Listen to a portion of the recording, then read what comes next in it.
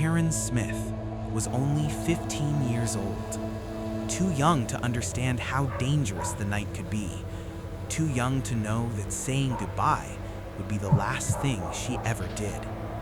In 1982, Karen vanished from a quiet California bus stop just minutes after parting ways with her boyfriend. By the next morning, she was dead. For 40 years, her killer walked free, hidden, untouched, unpunished. Music cut. Silence. 1 second. Until one detective refused to let her be forgotten. The night. Karen had just moved from Pittsburgh to California. New state, new school, new beginning. She enrolled at Palo Alto High School and adjusted quickly. She knew the bus routes. She knew the streets.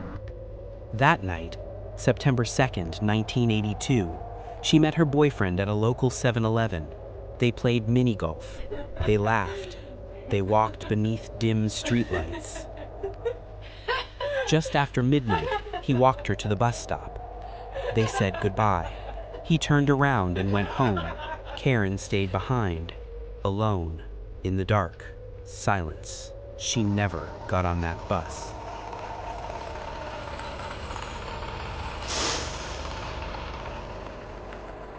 The next morning, a truck driver noticed something off. Behind a short concrete wall, in the bushes, Karen's body had been dumped like she didn't matter. She was naked, her wrists bound behind her back with her own shirt, her jacket tied around her ankle. There was blood everywhere. She had been stabbed over 60 times, 18 wounds straight to the heart. She had been raped. This wasn't random violence. This was rage. Police looked first at the person who saw her last, her boyfriend, David Wood. For decades, suspicion followed him, but evidence never did. Modern forensic testing would later clear him completely. David said he left the bus stop early, afraid of missing curfew. A choice that would haunt him forever. The crime scene had DNA, blood, semen. But in 1982, science wasn't ready. No databases, no matches. The case went cold. Years passed. Karen's father died. Her sister died. They never got answers. Detective Matthew Hutchinson didn't believe in unsolvable. Cold cases didn't scare him. They followed him home. In 2019, Karen Smith's file crossed his desk, and it never left his mind.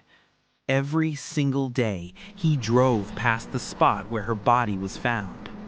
He later said, "The violence she endured and how long her family waited, it broke me."